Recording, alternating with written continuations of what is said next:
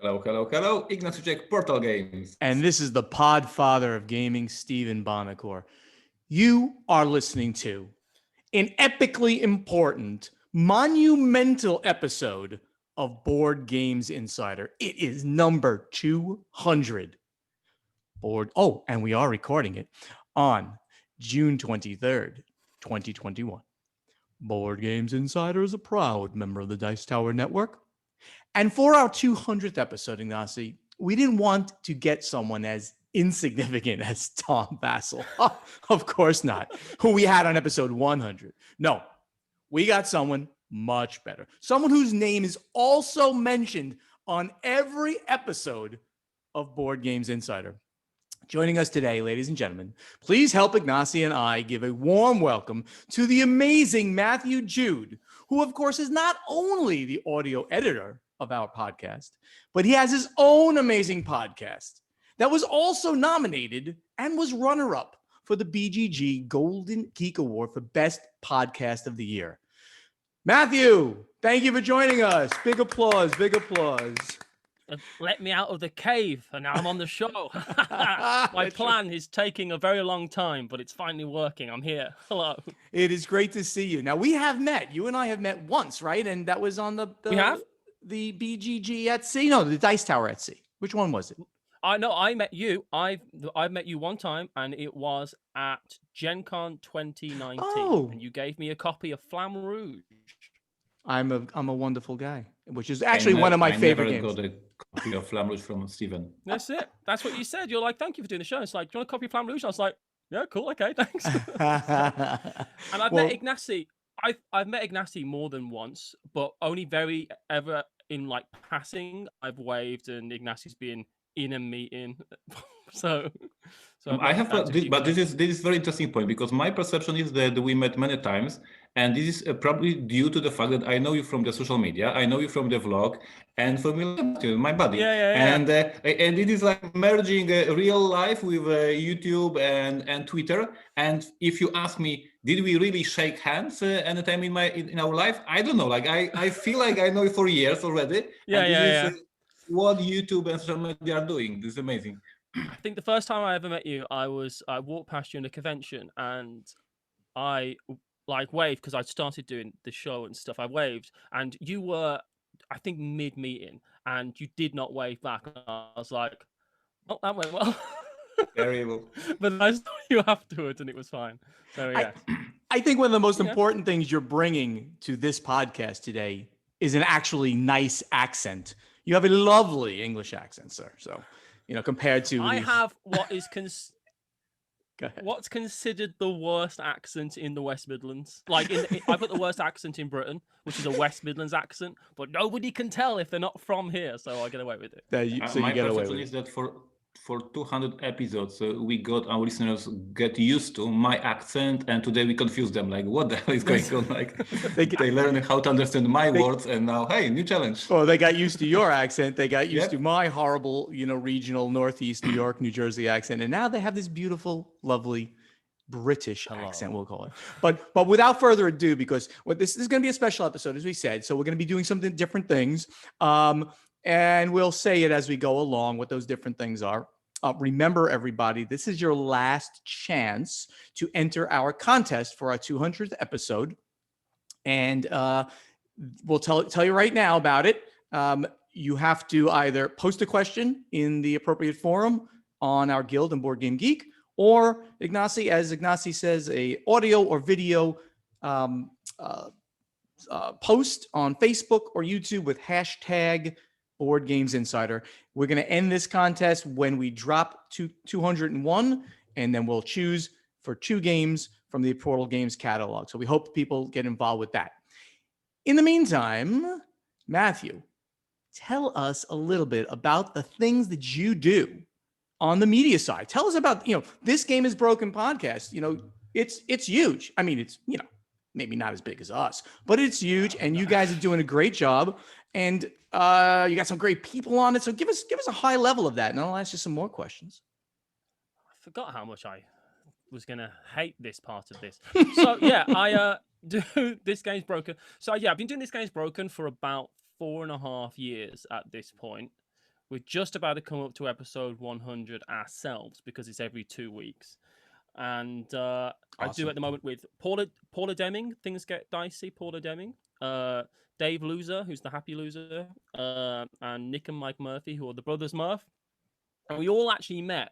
Well, Paul is a new addition, but the rest of us all met through doing segments on Board Game Breakfast, which is how I think a lot of content creators get their first steps into the world, right? So we all were doing Board Game Breakfast, and then we kind of like were talking, and we thought, let's do a podcast, but we wanted to do something that's different, which is like Board Games Insider, which is a different type of podcast because this is a business one, as is a... So normal board game content is information based, and we try to make our podcasts have no information at all in the slightest. It's just meant to be funny, and some people like that. Some people in the board game world don't think that comedy and board games should ever meet, but I do. So yeah, so it's just a board game panel show. I think in America you've got a show called Wait, Don't Tell Me, which is a radio show, and in Britain we have I'm Sorry, I Haven't a Clue, and that kind of stuff. So it's a panel board game comedy show, which works well for live shows and stuff. We've done like some live shows for like Gen Con and a board game, a Dice Tower West. Is it East? What's it called now? OG, well, there's the original two. Dice Tower. Dice Tower East. Florida one. Yes. Yeah, we've done it there a few times and stuff, so it's fun. It's just meant to be. It's just meant to be fun. Board games are just meant to be fun. Everyone. Oh, I can't agree. I can't agree more with you on that sentiment. And you guys also do Twitch streaming, right? Is that like, is the show streamed on Twitch, or do you also just do individually, you and Paula, etc.? So we all stream on Twitch. I was the latest Twitch streamer addition, but everyone else does. They've been doing it for numerous years. And I kind of feel like Twitch is going to be as important. I feel like we're at that turning point where board game companies have to say, do we use YouTube? Do we need YouTube? Is that something that we're going to need now moving forward? You know, like 15 years ago, is YouTube something we're going to need? And I feel like that's the same decision that's being made now. That it's like, are we going to be needing Twitch? Is TikTok going to be a thing? All this kind of stuff. So, but we all stream board games on Twitch. It's fun. It's very community driven. The numbers are a lot smaller, but I would argue that the engagement on Twitch is way higher, right? It's a lot less, there's a lot less like passive clicks. It's like people are there to stay there for 2 hours and watch you play a game for 2 hours and interact with you. Sure. It's a much more like personal platform because I'm talking to you, you're talking to me, we're kind of hanging out. And yeah, so I think Twitch is going to be really important for board games moving forward. And Nick and Mike Murphy are probably the biggest board game Twitch channel, the brothers Murph, other than Shut Up and Sit Down, obviously. And Paul has been doing it for years and stuff. It's just really good. It's a great way to kind of like hang out because what it gives, I think, Twitch, is the bit that I like about board games the most, which is the hanging out bit. That's why I play board games. It's the hanging out. I often, it's like, I don't care what we play. Let's just hang out. So that's 100%. And you know, I've been asked that question 100 times. Like, you know, so why board games? Why you know, you've done all the other kinds. It's because of the social aspect. It's because we want to just sit there and enjoy each other's companies. And I love the fact that you're using comedy in board games, comedy to engage people, you know, on the media side. I use the antagonize people, especially Tom Vasel, in my direction of content. So, and Ignacy uses he's a smart dude and a sad Slavic guy in his direction in the media. I just wanted to point out He's doing well. Take. You're doing great. He's doing great doing that too, I think. Yeah, don't you? So you've also moved into working with others on another channel, right? With Rodney Smith on Watch It Played. I mean, love Rodney in everything. He's a personal friend of mine. He's just a genuinely nice person, and his content is fantastic. So tell us how that all came about, that you got involved with Rodney. It was very strange, right? Because I basically got a message off Chaz, because he does Paradise, and he messaged me and he messaged Paula Deming is basically I consider her my like creative partner. We work on a lot of projects. Every project I work on with Paula to some degree. But he messaged me and he messaged Paula independently of each other, because he said, "Hey, should we start working together on Paradise?" And apparently, all behind in the background, Chaz and Rodney have been talking to each other about maybe partnering up at some point. So we did like 3 videos for Paradise before we got a message off Chaz saying, "Hey, I've got some news. Would you be interested in working with Rodney on Watch It Played?" And I said, "Who?" And he said, "Rodney. He does these." No. I said yes, obviously, because it was a good opportunity and stuff. So I guess I got scouted, which is odd, but it was cool. It's good. It's fun. Growing. The channel's growing and stuff, which is nice. But Rodney is really nice, even in like behind closed doors, which is aggravating almost. You know, you want him to be a terrible monster, isn't he? He's just like too nice. The guy. He's also Canadian, right? I mean, like by definition, they're just got to be nice, right? No, not all of them. Saccharine. He's like syrup. It's disgusting. But yeah, he's lovely. But yeah, so I'm very like I will say I'm happy to say it's like working for Watch It Play. That's my like biggest paycheck month to month, right? It's just like that's like kind of like my bread and butter job as it goes, and it's kept me in the hobby doing stuff rather than having to go out and do something else for money. So I feel very lucky and blessed, I guess I will say, to be doing that, because it's quite satisfying and fun. And we're kind of pairing with AirCon, which is the second biggest convention in the UK, and which is running, and I think it was the biggest event that happened in 2019 or 2020, because it was just as AirCon was going on, flights started shutting down, the world started shutting down. But so next AirCon, which is next year, is going to be, it's in Harrogate in the north of England. It's about 3,000 people, and it's going to have it's AirCon and Watch It Played kind of merging together to promote the show. So that's going to be all the other big media people have a convention, right? You know, Podfather Con is in the works. We'll see. PodCon. Actually, there probably already is a PodCon, right? Probably, so, yeah, probably is. But let me ask: doesn't AirCon? I mean, to really take it to that next level, to really compete with the UK game show. Is that what you're going to say? Don't you think you need a very special guest of honor, someone who could be a voice of the industry, a veteran, someone to mock Tom Vasel as needed, or have beers with like all of the guests? Do you know anybody who'd be good for that? I mean, I really think it's a good idea. If only there was someone who was still in the industry who could do that. But you're not, are you? I mean, you're retired. I'll unretire. I haven't lost the knowledge. You want to come to Britain? Well, you should come to AirCon though. In general, you'd love it because you have to pay my appearance fee. Nothing to do with me. Message there. You got to, make an introduction. Then we'll talk about it. How's that? Make an introduction. I'll make them an offer they can't refuse. Isn't that right? I'll make them an offer they can't refuse. So they have to have the Podfather there. I'll give it a shot. Matthew, thank you. And Ignacio, you want to add anything here? I mean, I know you football is on and you got to move. I was going to go on, but if you want to add anything, I don't want to keep you. He's watching the volleyball, right? He's watching volleyball on the other screen. I can see it in his glasses. He's got the green. I'm not. So you know what we'll do right now? We're going to skip over the event deck. As we said, this is a special show. We'll take more news next week because there is some good, interesting news that we have to talk about. But this is a very special episode. Let's skip over that. Let's get over to strategy and tactics, which will be a very, very, very special one where Matthew does a game show with us. All right, Matthew, I'm just turning this over to you now for what are we calling it? The Matthew game show? So I guess it's broken game show. Gets broken, does Board Games Insider. That's it. I like it. So tell us about it. What are you gonna do? How are you gonna torture a whole us? introduction. This is gonna be. I've got a whole introduction worked Okay. out. You're gonna love it.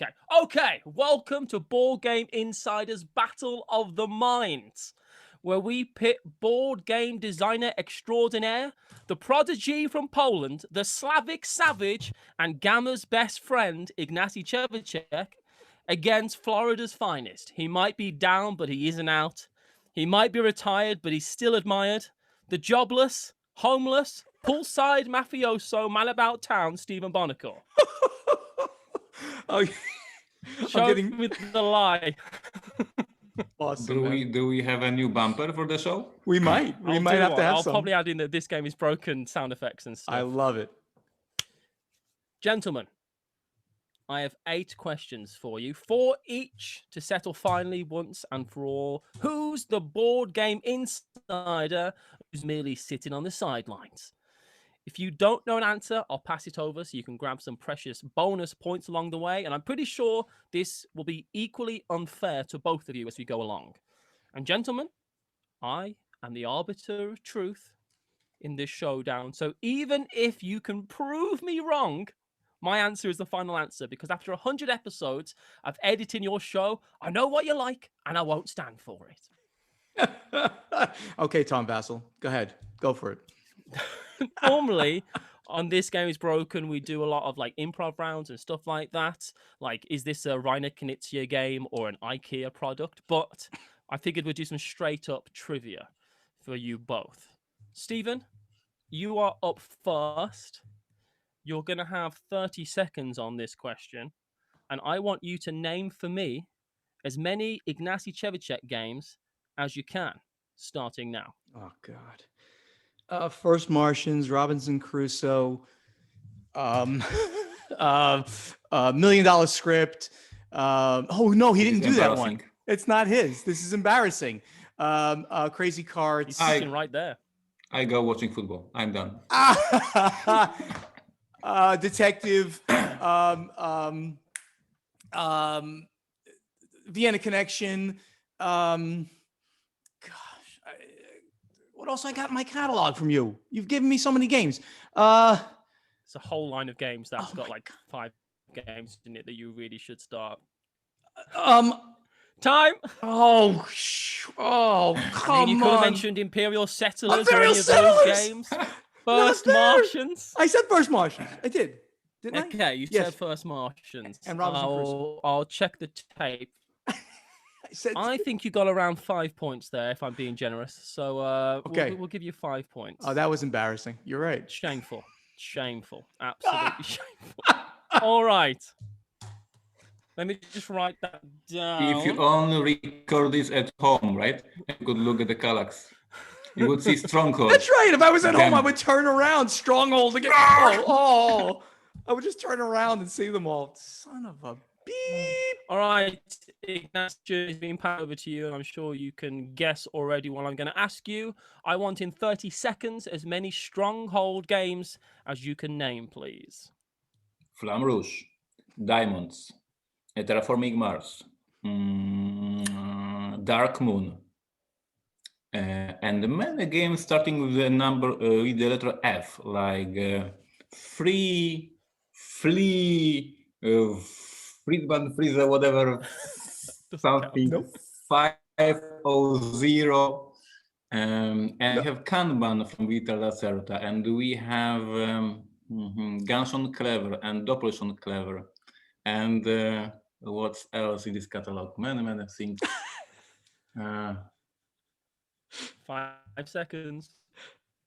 Okay, I think I have more than he has, so I'm okay. You do. I'm going to give you around 8, or let's say 8 points. 8. I think 8 was the right number, and you did not do good either. I did 20 games a year for several years.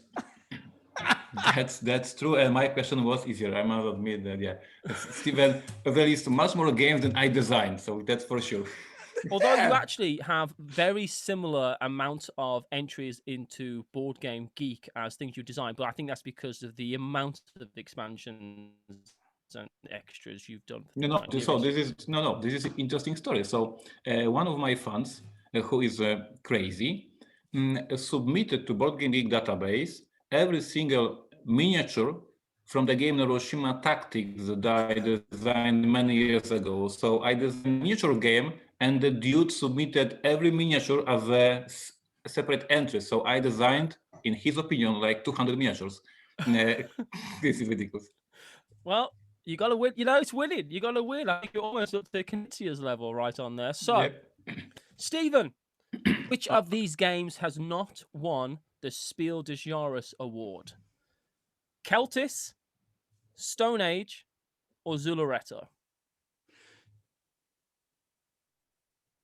Easy. Stone Age did Easy. not win. Correct. Yes. That was a good answer. I thought it was tricky, but I was like, yeah, it's a good one. I remember Celtis So, winning was a Ignacy? big thing. Go ahead. It's a good game. It's a good game. Anyway, Ignacy, according to Board Game Geek, what is the highest ranked Spiel des Jahres winner out of El Grande, Azul, or Codenames? That's interesting. That's very, very tricky because El Grande is the old game. Codenames is for sure second game in a party game, and Azul is freaking Azul. Well, this is a roll of the dial. I will roll the die, and it shows Azul, but I have no clue. That's my guess. Azul is correct. Azul is at 52 on Board Game Geek. Codenames is at 97, and El Grande still a very respectable 82. Wow, very It's a good. great game. How many points was that, by the way, for each of us? Hey, Steven, we have some knowledge. We do. This is We're proof. pretty smart. Proof you know something about them board games that you keep on talking about. Yeah, you were on. That was just worth 1 point. That first round, I'll be honest, I think Ignacy's won this. I'll maybe do a bit of finagling with the points. All right. Okay, I know almost nothing about Dune or Lord of the Rings. I'm definitely a Star Trek kind of guy. But Stephen, can you tell me, in Lord of the Rings, what is the name of the local pub near Hobbiton? If you get close, I'll give you a... No, we're going to go with the Prancing Pony is the one in Brie. I assume that's what we're going with. See, I have here that the answer is the Green Dragon Inn. That Apparently. is that like in Hobbiton itself? If that, again. Near Hobbiton. It's apparently there's a town next to... It's next probably... to... Yeah, it's probably describing one of these additional 300 books that Tolkien wrote after Lord of the Rings. The Inn of the Prancing Pony, but that's okay. Well, I will give you... well, depending on what Ignacy says, I will give you an amount of points for the answer, the Prancing Pony. But this is why I definitely said I'm the arbiter of truth, even if wrong. So, Ignacy, the thing is, because I know so little about these IPs that I had to go on to like trivia question forums. Don't call them IPs, these are books. Show some respect. Hello. Some these whatever they're called. All right. I'll take a sip of drink for this one. Ignacy, at the beginning of the Dune movie, what is the year given? I'll give you an amount of leeway, which I'll decide later on. But there's a year given. What is it? So, when I was designing Dune House Secrets, every mission starts with the date when the mission starts. So we have it printed on every single introduction. And I never paid attention to this small detail. So I think that it was like 2,400 something. But oh my God, I had it on so many playtesting sessions, this number, and I said, this is not important for playtesting, let's move on. So I was not paying attention. So I go to 2,498. So at the beginning of the movie, the princess describing the year in the background information says the year is 10,191. So I'll give Stephen a bonus point over there, and Ignacy was so far off. So I'll give you a bonus point. That's compromission. All right, we've got two questions left. At least I named Stephen, an inn. Yeah. Stephen, you are really the latest member of the Dice Tower team, right? And frankly, let's face it, my direct rival with your board game breakfast news show, as I host the news on Watch It Played, I've noticed. But what is the Dice Tower's most popular video? Is it 10 games everyone should own 2016, 10 essential games everyone should own 2013, or top 10 games we hate? Which one's got the most views? I'm going to go, because people just love controversy, I'm going to go with top 10 games we hate. You cynic. You cynic. Top 10 games everyone should own 2016 is 1.24 million. And top 10 games we hate has quite a funny 666,000. So half, which is, that's why I added that one in. I also thought top 10 games we hate would have won, but people just want essential games, it seems. Okay, and the final question. As Gamma's big fan, you should be able to tell me with no problem at all, Ignacy. According to Gamma's website, what is the Gamma's vision? They have a mission statement. It's called the Gamma Vision, but what is it? Is it room for everyone at our table? Is it a game for every table, a table for everyone? Or is it to be confirmed at a later date, expect a vague press release in 3 to 4 working days?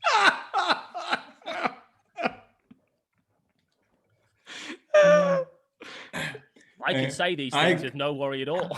If you were true to yourself, you would pick the third one, but that's okay. No, I go with the second. The game for everyone, table for everyone. That is correct. I thought it was the first one. A table for everyone. Yes. So, I think Ignacy's a winner. Well, we have some scores at the end of this, and we have Stephen with a very respectable 7 points. But this year's winner of whatever this is Ignacy with 10 points. Well done. Because you were a better friend, you won, I think. I think that's what got you there. Is that That was awesome, Matthew. Thank you so much for doing that. Well, will this win come with some sort of the golden trophy, or at least golden medal, or like something that I can put in? The loser is buying the winner a trophy, I think, is what happens. Yeah. Yeah, I like it. I think that's fair. I'll buy you some cookies, and that's golden and that's all you're getting from me. Golden cookies. Golden cookies. I will work on golden cookies. But in the meantime, are you correcting Matthew's question? No, I correct. No. What's happening? Because I know that my golf, but are you correcting the Matthew question right now? This is disrespectful. I did not correct the. What just happened? Let's go to play testing. In playtesting, Matthew was going to ask us the question this week. And no, I did not correct his English. I hope it would be very good. What I did was I just changed the color because I couldn't read it. It was bright green. That was an edit. You are editing everything. Matthew, please save us from this man. All right. So this playtesting question, I have a question for both of you. And, so I always think that as board gamers in general, we are a fairly unhappy bunch who like to complain about most things, and the thing we like the least in the world, see how I'm being cynical, is change. We don't like change. Change is awful. So I was going to ask both of you, over the last 10 years, what is the best change that's happened in the board gaming hobby? What's the best change? What's the biggest thing that you think's changed for the best? That's personal to you. What's the thing that you like the most that's changed for the better in the board gaming hobby? I'm not sure if this is like personal, but the thing that I see the change over the years, and it makes me happy. And I saw it first in Poland, and for the first episodes of Board Game Insider, I was predicting it will happen in America as well. And that is that board games are no longer only for the geeks, not only for all of us who played in, I don't know, 70s, 80s. War games, Avalon Hill. Now you go to the convention, you see the whole families, grandfathers, grandmothers, kids, everyone is playing games. And I remember in the early days of Board Games Insider, I was telling that this is happening already in Poland, the whole families at conventions, and the conventions are no longer nerdy, geeky, but just open for everyone. And now we see more and more of this also in America and of course in other countries. So we are no longer crazy geeks playing only war games. We are just part of the normal social entertainment, and this is amazing. And we are no longer afraid to say, "Hey, I love board games," and somebody say, "Yeah, I love board games too. What do you play?" And this is like so surprising conversation. Like I was in Warsaw doing some secret, not announced deals yet, so I cannot talk details. But and I start talking with the person about board game, and he says, "Yes, I play board games." And I was surprised, and I asked him, "What are you playing?" And he said, "I'm playing Ticket to Ride." And I was, yeah, this random dude in Warsaw just playing board games, and for him it is finally a regular thing playing board games. So there's a huge change worldwide. I could not agree more with that exact thing. That's exactly, as soon as I read this, I said, that is my answer too. The fact is, 10 years ago, you walk into any given convention, particularly the bigger ones, where you had to get there, Gen Cons and Origins, and certainly the ones in the US. And it was just a bunch of like middle-aged white guys, and that was it. And there was very few females, and there's very few women, very few people of color, alternate lifestyles. It was just men and middle-aged men. And now we've made great progress to bring it much more mainstream. It's not, it ain't 50-50 on anything yet. It's still more men than women. Obviously more white people than people of color and other races. But we have made progress, a great deal of progress in 10 years. And my prayer is in the next 10 years, it truly becomes the whole spectrum of society, right? I mean, really becomes that everybody that is represented at every convention, and it's completely welcoming. That's hopefully what's going to happen. I believe that it can happen, and I'm looking forward to seeing it happen over the next 10 years. It will happen. It happened in Poland. If you go to Polish convention, it's like if you're at the picnic, like family picnic, everyone is playing, kids, adults, female, male, everyone. So this is exactly the road that everyone is taking in different countries.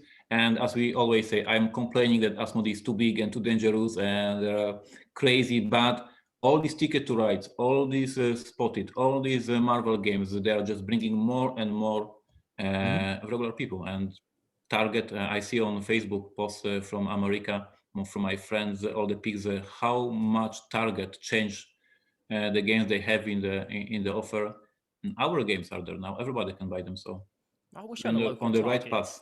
It sounds great. Target sounds wonderful. He's going there, pick up Jaws of the Lion and the new new Phil Walker Harding game, Summer Camp, is it called? I'm like, I want to go to a Target and buy some games. That sounds great.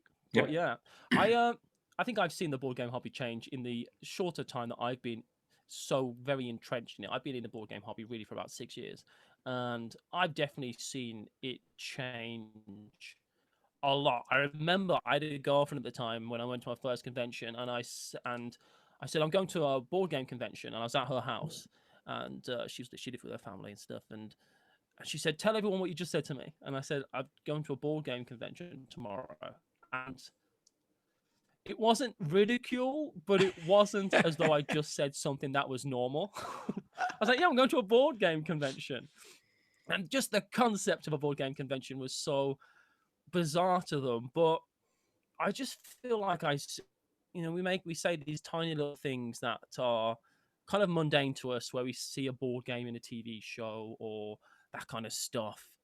And I do think I think it's only like you can't force board games anything down anyone's throat. I think it's little by little, showing people that, hey, it's because everyone likes games. I refuse to believe that there's people out there who don't like any type of game, whether it's gambling or playing cards or throwing around some dice, or just like, or mahjong or something like that. Everybody tends to like to have recreational fun. And while I think people are starting to create games, because that's part of it. It's not just, hey, play these games that we've got already. You have to create games that are for those people who you want to try and entice into the hobby, like games like Sequence and stuff like that. It's like It Looks Like, or Fuji Flush, right? If you want to talk about that's a Stronghold title, I believe. That's right. Yes, it is. Is it called Fuji Flush? Yeah, yes, it is. Or my sister, she's not into games, but I bought her Detective, and she loved it because she likes crime stuff. So I bought a Detective, then I bought a Dig Deeper, and I'll probably get a Vienna Connection because she's really enjoyed those type of things, but she doesn't like other games. So yeah, I think that's right. That's probably the best thing. That's a good answer. I was going to say digital board games, like online Tabletopia and all that kind of stuff. That helps me. That's much more so it's more about me than about the hobby, which says more about me than it does about the hobby. But yeah, good answers. Put your answers in the. You'll find the question. Put them in there. This is what Steven says. I know how it goes. Yeah, well, you definitely know how it goes. You've only listened to 100 of these. But of course, right now, as I speak, Ignacy is creating a thread on Board Game Geek. I'm on it. He's on it. And with the unedited question from Matthew Jude, unlike the edited one I always have to do for Ignacy, and answer the question that Matthew has posed over the past 10 years. What is the best change that's happened in the board game hobby? Is it what we just said? Or is it something that you believe to be interesting, better, more interesting to you? The positivity for episode 200. I'll say it. That's good. That's right. Awesome. And now, as always, we will go to the final scoring. Thank you all so much for listening. Help us spread the word about this podcast by telling your friends to download Board Games Insider wherever they like to get their podcasts. To ask us questions for our strategy and tactics segment, you must post them in the correct thread in our guild on Board Game Geek. To answer our questions to you from our wonderful playtesting segment this episode, also go to our guild on Board Game Geek and look for the thread with this episode's question. Board Games Insider has a Facebook page, so please like us on Facebook. Also on Facebook, please like Ignacy's page and Steven's page, which is /portalpublishing/Podfather Gaming. The websites are Portal Games US and podfathergaming.com. Go there, sign up for the newsletters, get up to the minute information on what's happening at Portal Games and with the Podfather. On social media, you can talk directly to Ignacy and Steven. Twitter, it's @PortalGamesUS, @PodfatherGaming, same on Instagram, and on YouTube, the channel names are Portal Games Movies, Portal Games Gameplays, and the Podfather of Gaming. We do hope to see you at an upcoming convention. And Matthew, why don't you say the next line here, if you're reading it? I'm not following along. Okay, I'll do it. Go on. Board Games Insider was professionally edited by this wonderful gentleman, Matthew Jude from This Game is Broken podcast. And if you'd like him to edit your podcast, please contact him on Twitter or email at thisgameisbrokenpodcast@gmail.com. Matthew, any other plugs, any other ways to reach you? Anything else you want to mention about you and your stuff? Well, I'm on Twitch and YouTube, Twitch mainly. But this game, just if you find me online, you'll find everything that I do. But one thing you should mention, Portal Games is on Twitch, correct? So we should, plug that if you want Portal Games on Twitch. I mean, games. I do have a channel. I don't have many things on my Twitch channel. It's true. Maybe we start talking about that. Promote it. It's the next big thing, people. It's going to be huge. Who knows? And please remember to subscribe to Watch It Played channel, because my prediction was it will be the biggest channel of the year. So yes, please subscribe. Watch It Played. Amazing content from Matthew and his friends. That is true. I want you all to subscribe and have one less subscriber than the next largest one, so that he doesn't get the point at the end of the year. I don't think there's too much to worry about, but yeah. I think that's going to be the end of the episode, so Ignacy could run to go watch his football and things like that. So everybody, thank you for listening. Matthew, the best. Thank you for having this great episode. I think it really was one of our best ones ever. Appreciate your help with everything you do for us and the podcast, man. Everyone, take care. Appreciate it. Thank you for having me on. Bye. Bye-bye.